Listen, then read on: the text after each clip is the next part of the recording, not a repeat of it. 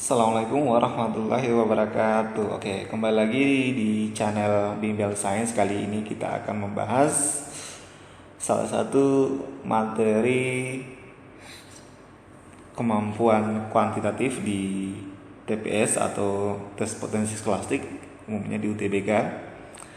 Oke, kita mulai saja di soal nomor 1 ya. Oke. Di antara bilangan berikut, manakah yang habis dibagi 3? Oke. Kalau ada tipe soal seperti ini, ya pasti susah kan kalau kita menghitung pakai cara biasa. Begini caranya, kalau misalkan ada soal seperti ini pernyataannya, yang habis dibagi dengan angka 3 atau dibagi dengan angka 5, maka caranya adalah hasil baginya sama dengan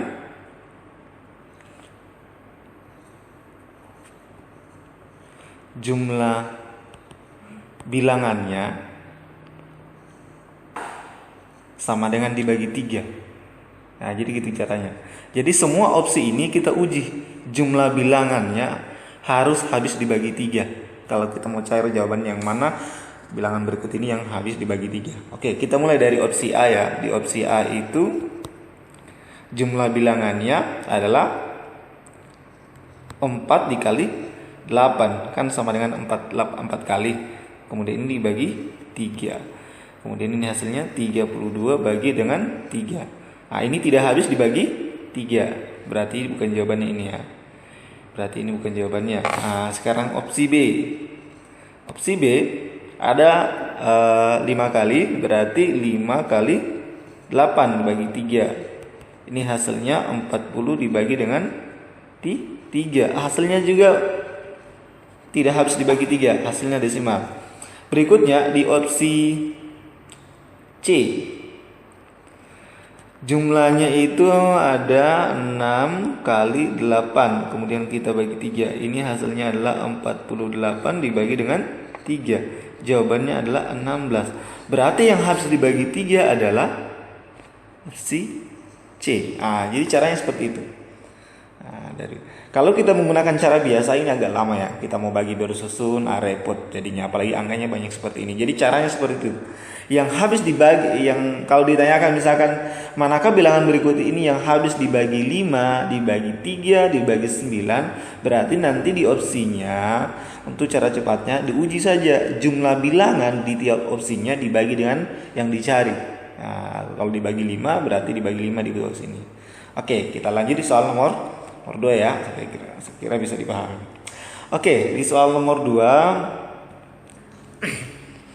Nah, di sini ada operasi bilangan. Nah, ini operasi bilangan 146 kali 117 ditambah 1 kali 146. Oke. Jadi kalau kita andaikan 146 itu adalah X, berarti bukan S, nggak usah pakai X ya. Kita misalkan itu sama dengan A, itu 146, kemudian B itu sama dengan 117, C itu sama dengan 210, maka ini bisa kita tuliskan ulang sama dengan A dikali dengan B dalam kurung tambah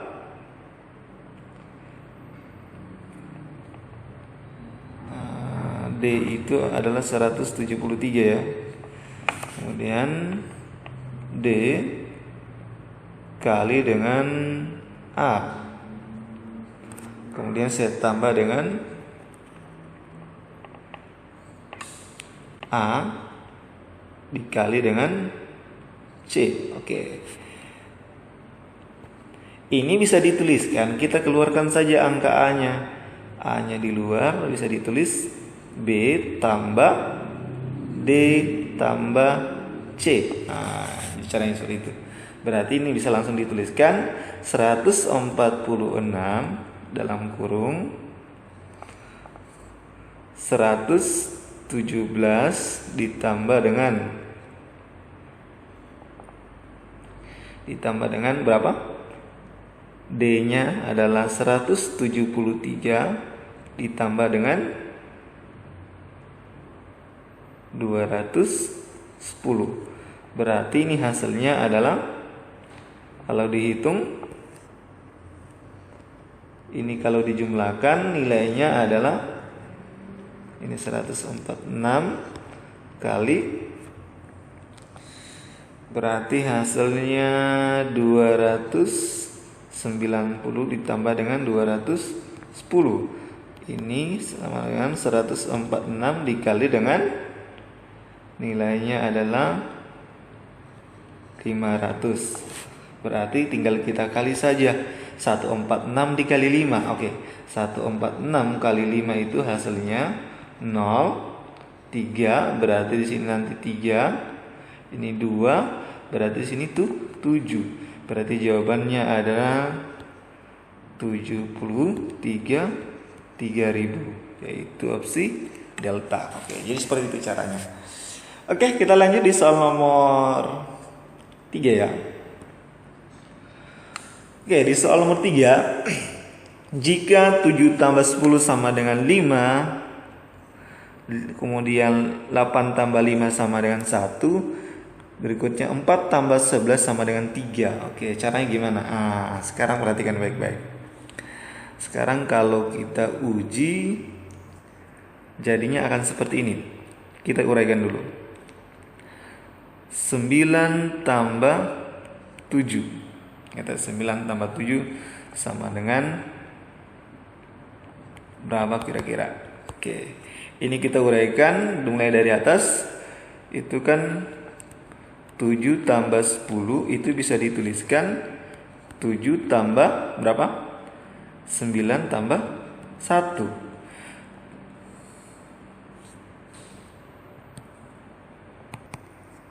Berarti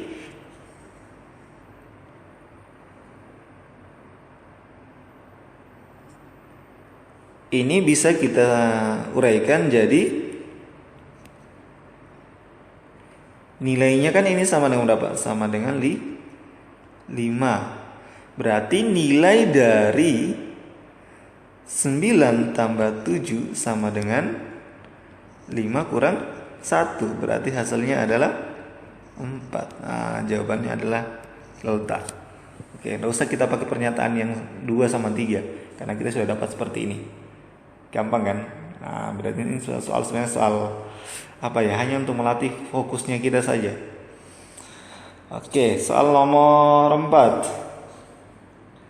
Berapakah 30% dari 10/6? 30%-nya berarti kalau kita tulis ulang, 30% itu sama dengan 30/100 dari 10/6. Berarti kali 10/6. Ini sama dengan berapa? Kalau ini dibagi 6 dapatnya 5. Kalau ini dibagi 10, 1 dibagi 10 sisa 10. Berarti sisa 5/10.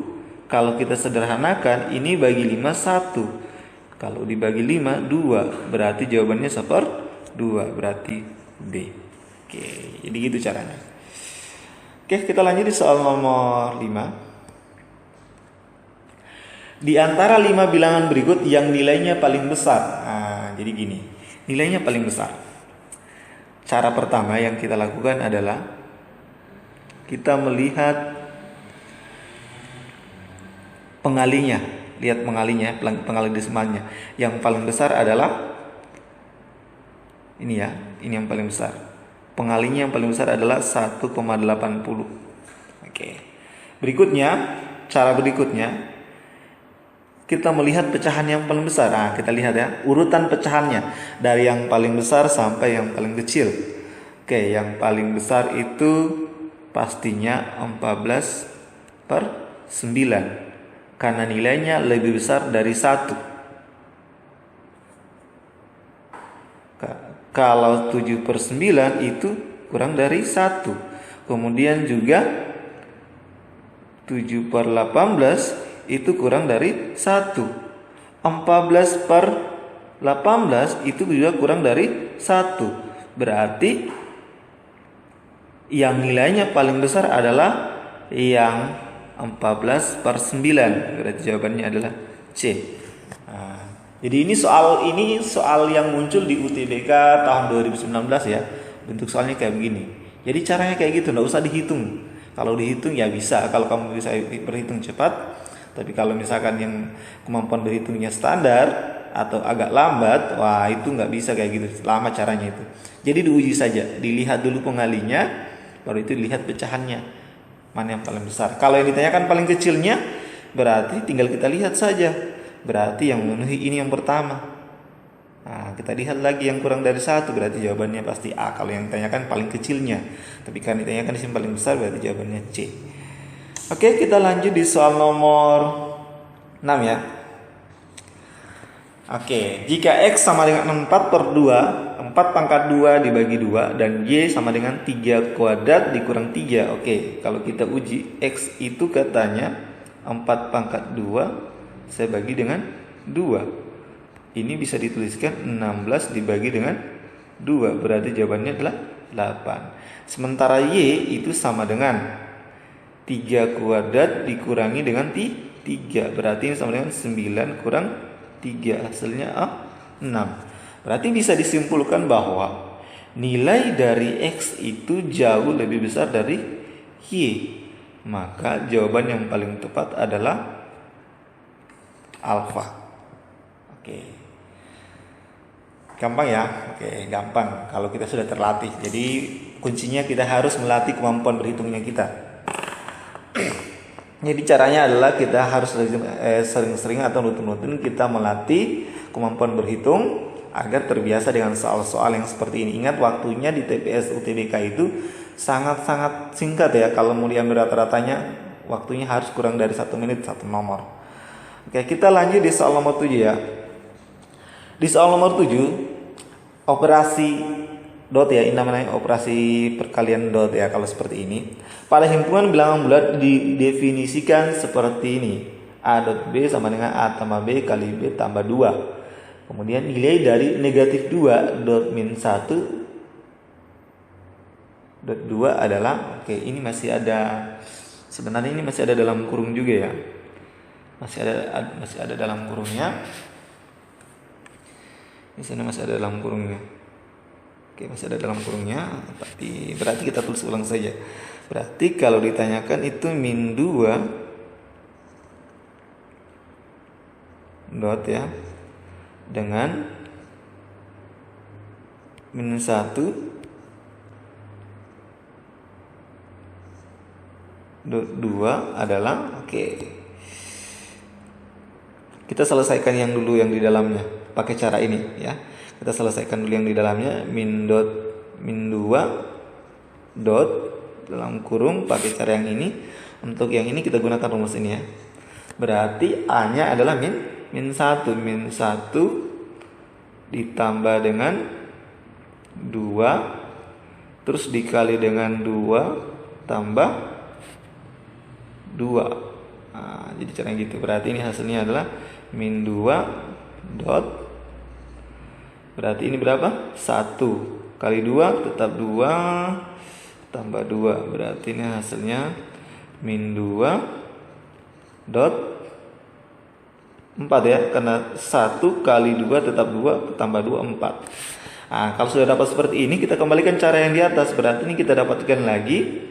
Jadinya min 2 tambah 4 dikali 4 ditambah dengan 2. Berarti hasilnya adalah min 2 tambah 4 hasilnya 2.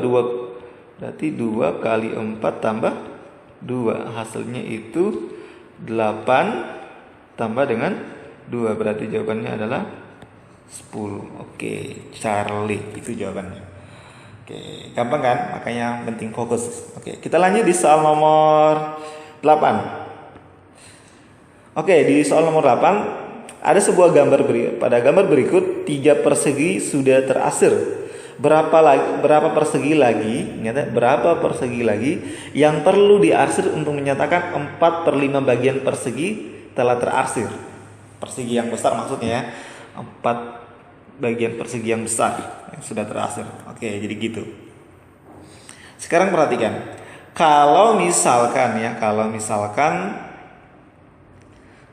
kan awalnya mula-mula sudah ada 3. Ini jumlahnya semua berapa? Jumlahnya itu ada 10. Berarti awalnya sudah ada, yang terakhir adalah 3/10 bagian ya. Jadi ini sudah ada 3/10 bagian yang terarsir. Nah, 3 itu yang terarsir, 10 itu totalnya. Oke, sekarang ditanyakan adalah berapa lagi yang harus diarsir supaya jadi 4/5. Berarti saya misalkan yang mau diarsir itu X.